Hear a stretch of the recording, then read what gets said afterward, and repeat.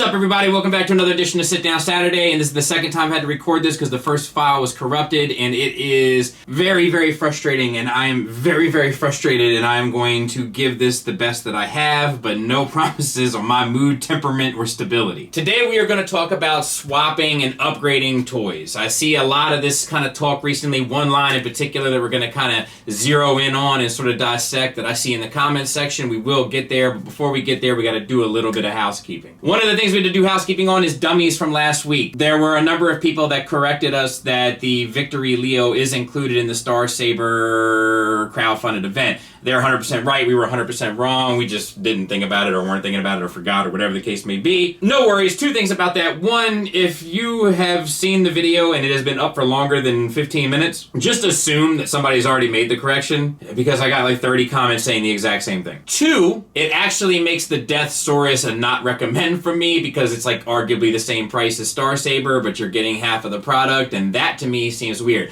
I actually wish that we would have known that because I think I would have been a lot harder on the Deathsaurus having had known that. But oh well, it was kind of a last minute conversation anyway. Secondly, the Hasbro has issues. A lot of people mentioned additional issues like COVID and shipping and all sorts of other stuff. And look, I don't think that you're wrong. I just was talking more so about the issues regarding the franchises that we sort of celebrate generally as collectors in this sort of pocket. There were a lot of people that mentioned that G.I. Joe Classified had all sorts of problems with exclusives. I would disagree with you all day long. They used to have problems with Target. They've fixed that problem. You can get it regularly at Amazon, BBTS, anywhere that you want to get it. Secondly, there are stuff like Serpentor and Dr. Mindbender, but they've put them up for pre-order like 13 times each, and I guarantee you they won't be exclusive forever. If there's one thing that we know about Hasbro is that they're in the hole big time. They're actually making financial news now. After my video, I have you know, it's like I'm on the cusp of it with all of their financial woes and issues, so if they can make money, they're going to make money. It just requires a little bit of patience on our end. And lastly, on Patreon, the books to DMH are open. So if you want any order, any blanket, any print, any blah, blah, blah, blah, blah, and you're a Patreon member, then you can make that order. If you're not a Patreon member, you can join the Patreon, and you have access to it now until, I think, December 10th. Just as a heads up, though, next Friday, I have an announcement of something coming for a pre-order option, and I think a lot of people will be happy about it. No spoilers, but if you like the sound of it, give me a wave, if you bloody know what I mean. So now we're going to talk about upgrading and swapping pieces, and what I mean by that is basically you have a figure, a new version of that figure comes out, and now you are going to either upgrade or swap out. I'm not really a fan of it. I'll tell you why, and we'll get there when we get there. Sometimes it makes sense. But we're going to kind of go through this piece by piece. So why do we buy things? I think generally, for me anyway, it comes down to three things. I think for a lot of people it does as well. But one of it is just the character, right? We like the character. We love the character. We want to celebrate the character, have a representation of the character, etc., etc. The second of which is the look. We like a certain aesthetic. We like a certain costume or take or whatever the case may be on the particular character, or the way that the designers and sculptors have sculpted this particular product. And the third being rarity. Rarity is a big influencer. So I'm going to point to my Harley Quinn shelf real quick and say that I have multiple Harley Quinns. Harley Quinn is one of my favorite characters. My daughter's middle name is named after her, etc., etc. I have a lot of Harley Quinns, and they are based on a number of different reasons. Now that we have the character out of the way, we'll talk about the look. I like her in a number of different outfits and takes and styles, etc. And some of those have affected my decision-making based on rarity. Finding a classic Harley in the kind of jester suit, very easy. Dime a dozen. Tons of options, not really an issue whatsoever. However, finding one in the Arkham Asylum, kind of like nurse's outfit, more challenging than you would think. And as a result, I had the PlayArts Kai version of it, which is a great version when it came out, but it still maintains to be the best version of her, in my opinion, to date. So while it doesn't necessarily meet the standards of a lot of the other stuff on the shelf, due to the rarity of it, it's earned its place on the shelf, and that's why I have it. Let's talk about rarity a bit more. We'll talk about it in terms of Kang toys. I was very tempted by Kang toys, and I bought the first three. Shout out to Joe, I was able to get rid of them, but I bought the first three, even though I knew that they were aesthetically a bit stylized. I was willing to accept some sacrifice. Why? Because they're rare. It's rare to find a masterpiece scaled Predacon set that kind of works aesthetically. So I took a gamble on something that was a bit outside my wheelhouse. I knew it wasn't exactly what I wanted, but it was close enough, and the rarity of the figure dictates as such. Same thing sort of spills over into the Abominus, the Unique Toys take on it. Another set that I have, and it doesn't really fit in scale-wise or aesthetically, but because the options are so limited, it makes sense to have it. I'm not sure I would buy it now. In fact, I skipped out on the TFC version for a number of things, but for one reason being it does pretty much the same thing that this set does. It doesn't get close enough to G1, and the scale isn't quite right either. So why trade out one for the other? But the reason why I have it, even though it doesn't 100% satisfy me, is because of the rarity. So that's one side of the pendulum swing, right? The other side of the pendulum swing is abundance, when there's an abundance of things. Take, for instance, a Masterpiece Scaled Optimus Prime. You have Magic Square 1, you have Magic Square 2, you have a couple of different TE options in terms of deco, and then you have MP44, and you can still get away with MP10, and to be honest with you, there's a few other options out there as well that get a little bit outside the box stylistically, but let's just stay in the G1 pocket. As a result, people have the opportunity to choose. That probably affects the market of all. But all of them are so relatively close that usually people make some sort of decision based on some sort of nuance and roll with it. In my opinion, it's usually price. People roll with a cheaper option and then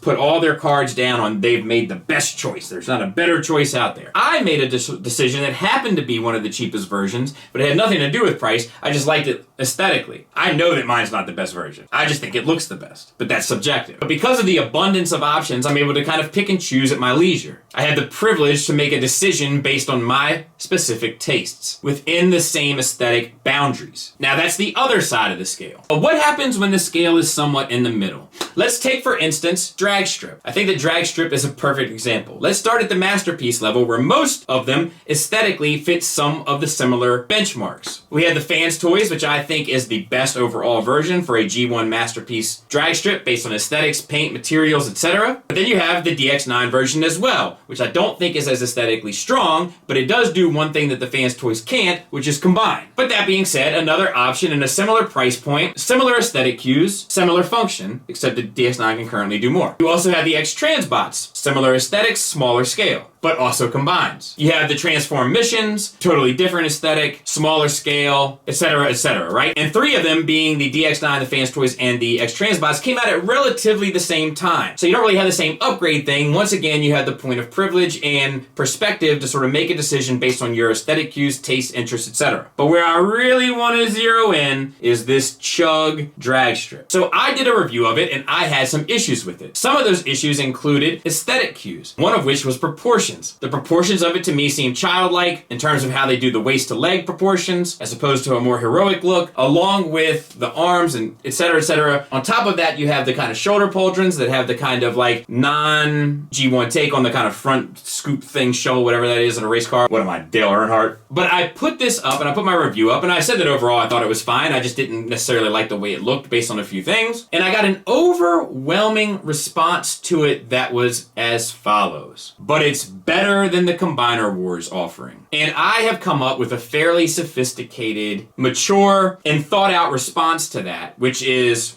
so what? I'm not looking for something to be moderately better than something else, if I even feel it's the case. If I have something that's already good, or good enough in this circumstance, then I don't necessarily need something that's just moderately better. So what? Because, you know, let's say that I agreed, right? And that the Combiner Wars one was dreadfully awful in comparison to the Legacy one. You know what the Combiner Wars one was better than? This one. Aesthetically, proportionately, etc., it's better than. So does that make the Combiner Wars one worth getting at its time? And if the answer to that is yes, then you can always justify buying something new just for the sake of it being new, which is fine if that's your thing. We'll circle back to that at the end. But it inherently, to me, doesn't justify swapping out or upgrading, because otherwise you're going to be constantly caught in this cycle of doing the same thing over and over again and expecting a different outcome, which is the definition of insanity. It's like Stockholm Syndrome for collectors. If it's not what you want, recognize that it's not what you want and speak with your wallet if that's how you want to play the game. But don't justify it based on it looks better, because most times it just looks moderately better. And I got news for you, the next thing will probably look better as well. So you'll just be stuck. And that's when there's options. When there's not options, that's a different conversation altogether. Moving on to upgrading and swapping on the other side of it. The other side of it, in my opinion, is the display side of it. Having finished a lot of my displays in the last couple years, I have come to two thoughts on it that are the same thought and they're synonymous. They're just two ways to say it, and I didn't say it right when I started this, and I just stuck with it. One is the rising tide lifts all ships, and the other is the whole is greater than the sum of its parts. Let's have a look at my Lookout Mountain shelf. On this shelf are various Masterpiece figures making up the kind of core cast of the movie. There are two weak links, Wheelie and Ultra Magnus. However, when you look at the shelf El Total, you don't really zero in on either one. You just sort of look at the whole thing as one thing. You're not looking at one figure, you're looking at one display. And that display dictates how you feel about all of it, independently how one of them may look on their own. The rising tide